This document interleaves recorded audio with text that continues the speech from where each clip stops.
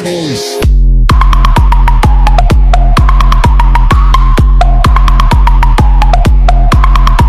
Genre में daemon slayer, jujutsu Kaisen और साथ ही साथ चेनसो मैन ने एक वो मुकाम हासिल किया है जो कि एक टाइम पे ब्लीच, नारुतो और वन पीस का हुआ करता था जॉनरा। जब आप डेमन स्लेयर देखते होंगे तो हो सकता है आपके दिमाग में भी वो सवाल उठते होंगे जो कभी मेरे दिमाग में भी उठा करते थे। तो आज हम इस वीडियो में ऐसे ही कुछ सवाल देखने वाले हैं। सबसे पहला सवाल आता है कि तानजीरो की फैमिली के साथ आखिर ऐसा क्या हुआ कि उसकी पूरी फैमिली डेड हो गई, लेकिन सिर्फ उसकी सिस्टर नेजुको क्यों सर्वाइव की उस इनकाउंटर। इसका जवाब शायद हमें काफ़ी पहले ही मिल जाता है। जो तानजीरो की फैमिली है उस पर अटैक मुजान ने किया था, और जो गियू है वो काफ़ी लकी था कि वो उस वक्त टाइम पे नहीं पहुंचा, वरना उसकी वहीं पे स्पॉट डेथ हो चुकी होती, शायद हमें कभी सीरीज देखने को भी ना मिले। तो अगला सवाल कि डेमन स्लेयर कॉर्प्स कैसे ऑपरेट करते हैं। तो हमें डेमन स्लेयर कॉर्प्स आप एक तरह से देख सकते हैं कि वो इतनी बड़ी बॉडी नहीं है। हम कई बार काफ़ी सारे लोग कमेंट्स में सवाल पूछते हैं कि वो 2-3 हाशिराज को एक साथ क्यों नहीं भेजते ताकि कैजुअलिटीज कम हो, और भी काफ़ी चीज़ें। लेकिन बात यह है कि उनके पास काफ़ी कम मेंबर्स है। अगर हम हाशिराज को ही गिनने जाएं तो बस 11-12 हाशिराज हैं मुश्किल से, और डेमन्स अनलिमिटेड अमाउंट में प्रोड्यूस कर सकता है मुजान, और इवन जो उसके जो अपर बून्स है वो भी कर सकते हैं। ऐसे में अगर वो 2-3 हाशिरा को कहीं एक साथ भेज देता है और वहाँ पे मान लीजिए अपर मून 1 और 2 दोनों हुए, 3 हाशिराज मिलके कुछ नहीं कर सकते उनका। और अभी तो अपर मून 2 की पावर रिवील नहीं हुई है, वरना अगर वो ऑल सीरियसनेस में फाइट कर रहा है तो 6-7 भी शायद कम ही पड़ेंगे। तो ऐसे में पूरी की पूरी जो डेमन स्लेयर कॉर्प्स है वो एक साथ ही ना सफाया हो जाए उनका। इसीलिए ये इंपॉर्टेंट है कि वो सारे एक साथ कहीं भी ऑपरेट ना करें। हालांकि वो करेंगे और ये हमें आगे के सीजन में कुछ देखने को मिलेगा। बाकी अब आते हैं हमारे अगले सवाल पे, तो वो है कि ऑरिजिन ऑफ डेमन्स क्या है डेमन स्लेयर यूनिवर्स। इसके बारे में अभी तक के शो में कुछ खास क्लैरिटी नहीं की गई है, लेकिन जहाँ तक कि हमें एपिसोड से पता चल सकता है, हम देख सकते हैं कि जो मुजान है वहीं से सारे डेमन ओरिजिनेट करते हैं। मुजान सबसे पुराना डेमन है, लेकिन मुजान की क्या ओरिजिन है वो हमें इस शो में अब तक क्लियर नहीं किया गया है। मे भी आगे वाले सीजन में वो क्लियर करें। चौथा क्वेश्चन ये है कि जो डेमन स्लेयर्स की डिफरेंट टेक्निक्स हैं, जैसे कि wind Hashira, stone Hashira, water Hashira, उनका क्या इफेक्ट पड़ता है उनके अटैक स्टाइल्स पे और बाकी सारी चीज़ों पे। क्योंकि जैसा कि जो डेमन स्लेयर के क्रिएटर है उसका इंटरव्यू था कि जितने भी हम इफेक्ट्स देखते हैं वो सारे सिर्फ विजुअल इफेक्ट्स होते हैं, और टेक्निकली वो सब सिर्फ स्वॉर्ड का इस्तेमाल कर रहे होते हैं, जिसमें कुछ हाशिराज की अपनी अलग टेक्निक भी है। जैसे कि जो टेंजन है वो बॉम्ब्स का यूज करता है अपने ब्लेड्स के साथ भी। और तो जो बाकी हाशिराज भी हैं, जैसे कि अभी हम सानेमी को भी देखेंगे, और अभी जो सीजन चल रहा है उसमें हमें मिस्ट हाशिरा देखने को मिलेगा, और साथ ही साथ लव हाशिरा भी। उनकी पर्सनैलिटी वगैरह भी इफेक्ट करती है उनके फाइटिंग स्टाइल पे, और बेसिकली उनके मूव्स के जो नाम वगैरह हैं वो भी उसी पे बेस्ड होते हैं। चलिए हम अपने अगले क्वेश्चन की तरफ आते हैं कि जो मेन कैरेक्टर है तानजीरो, आखिर उसके मोटिवेशंस क्या है। हालांकि इस चीज़ को काफ़ी क्लियर किया गया है शो में, लेकिन फिर भी उसकी जो मेन मोटिवेशन है वो यही है कि उसकी जो बहन है नेजुको, जो कि एक डेमन बना दी गई है, वो उसे रिवाइव करना चाहता है एज ए ह्यूमन। लेकिन हमेशा के लिए उसका गोल वही नहीं रहने वाला, वो आपको अपकमिंग सीजन से पता चलेगा, या फिर कहूँ तो इसी सीजन में। चलिए अब अगले क्वेश्चन की तरफ आते हैं कि आखिर जो डेमन ब्लड है उसका क्या नेचर है और वो ह्यूमन्स पे कैसे इफेक्ट करता है।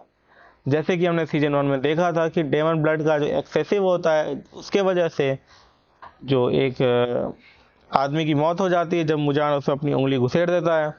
और साथ ही साथ और भी हम काफ़ी सारे सीन देखते हैं जिसमें हम देखते हैं कि डेमन ब्लड से एक इंसान काफ़ी ज़्यादा पावरफुल डेमन भी बन सकता है, तो उसके ओवरलोड से उसकी मौत भी हो जाती है। हालांकि जो इसका एक्चुअल नेचर वो ये भी है कि मुजान अपने डेमन ब्लड को कंट्रोल भी कर सकता है। जैसा कि हमने देखा था कि जो 2 विलेंस थे उनको जब मुजान का नाम ले लिया था तो वो दोनों की वहीं स्पॉट डेथ हो जाती है। चलिए अब बात करते हैं हम कि जो नेजुको का डेमन ट्रांसफॉर्मेशन है वो आखिर कैसे वर्क करता है। मतलब वो ह्यूमन और डेमन फॉर्म में आराम से कैसे स्विच कर लेती है, और दोनों की डिफरेंट एबिलिटीज और पावर होती है। जैसे कि हम देखते हैं कि जब वो डेमन फॉर्म में होती है तो वो ब्लड डेमन आर्ट उसका काइंड ऑफ फायर की टेक्निक ही होती है, और जब वो नॉर्मल फॉर्म में होती है तो वो जो है वुंड्स वगैरह को हील भी कर सकती है।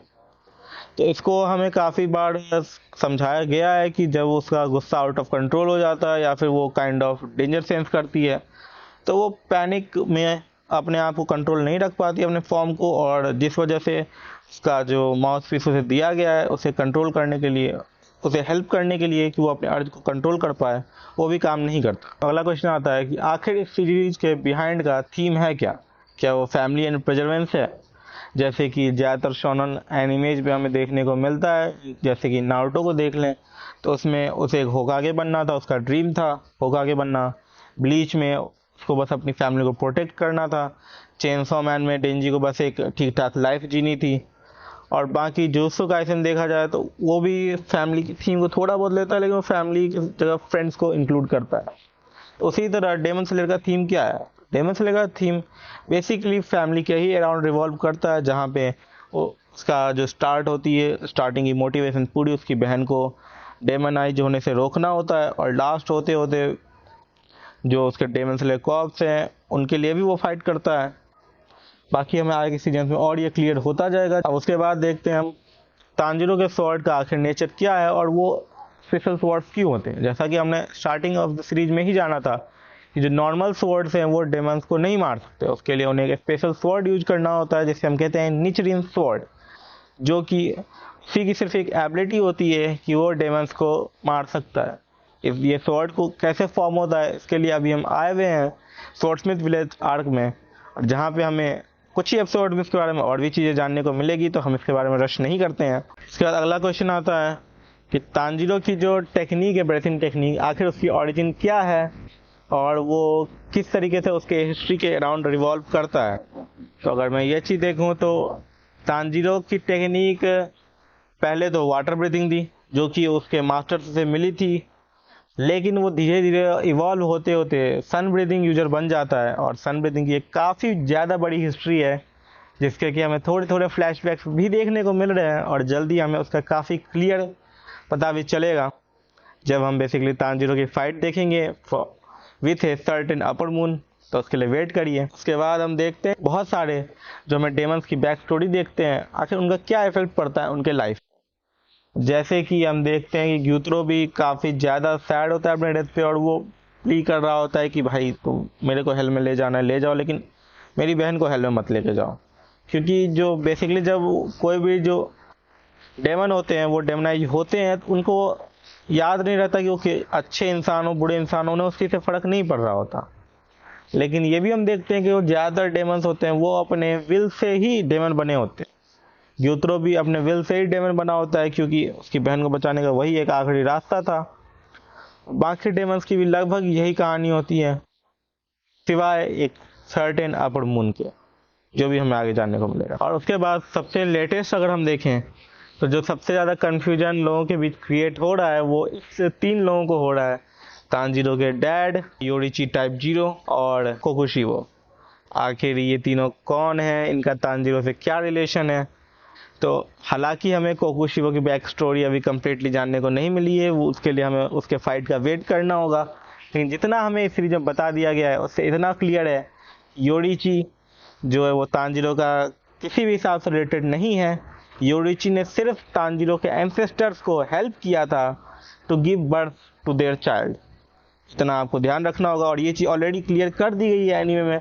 भले ही लोग इसको लेके काफ़ी ज़्यादा कंफ्यूज होते हैं, अपने थ्योरीज बनाते हैं, लेकिन आपको एक चीज़ ध्यान में रखनी होगी कि डेमन स्लेयर एक बहुत ही कम्प्लेक्स एनीमे नहीं है। डेमन स्लेयर एक सिंपल एनीमे है, और उसकी जो सिंप्लिसिटी है वो बहुत बड़ा रोल प्ले करती है उसकी पॉपुलैरिटी में भी। वो कोई कम्प्लेक्स स्टोरी नहीं है जिसमें बहुत सारे आगे पीछे के रोल्स हैं, बहुत सारे प्लॉट ट्विस्ट हैं, नहीं। वो बस एक सिंपल सोनन एनीमे है जो कि सारे सोनन पर्क्स को अच्छी तरीके से फॉलो करता है, और एक बहुत ही अच्छे एनिमेशन की वजह से वो इतना हिट है। तो आपको खुद को और ज़्यादा कंफ्यूज ना करें इस चीज़ को लेकर तो बेहतर है। योरिची काफ़ी पहले एग्जिस्ट करता था इस दुनिया में, वो कम से कम 300 साल से भी ज़्यादा पहले एग्जिस्ट करता था। और जो बाकी जो उसके साथ हमें देखने को मिलता है वो भी तांजिरो का डैड वैड कुछ भी नहीं है, वो बस एक एंसेस्टर है। तांजिरो के डैड को हमने एक बैक स्टोरी में देखा है, जो कि वो एक डांस कर रहे होते हैं, शायद सीजन 1 का वो एपिसोड 19 था। इसी वजह से वो दोनों कम्प्लीटली डिफरेंट पर्सनैलिटी है। जहाँ तक बात रही अपर मून 1 की, उसका क्या रिलेशन है तांजिरो के साथ या फिर योरिची के साथ, वो हमें जानने के लिए अपर मून 1 की बैक स्टोरी का वेट करना होगा। इसी के साथ आज की इस वीडियो में इतना ही। होप कि इस वीडियो में आपके सारे डाउट क्लियर हो गए होंगे डेमन स्लेयर से रिलेटेड। हालांकि कुछ चीज़ें हैं जो अभी भी कंफ्यूजिंग है इस सीरीज में, और मे भी मैंगा के एंड तक कंफ्यूजिंग ही रहती है, जो कि अगर और बेटर क्लियर होता तो ज़्यादा अच्छा था।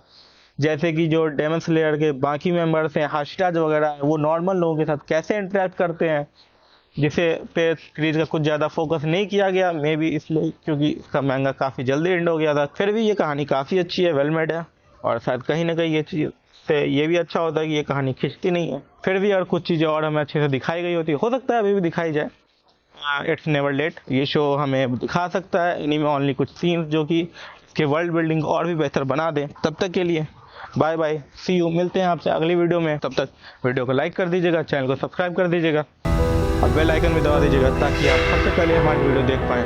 सी यू।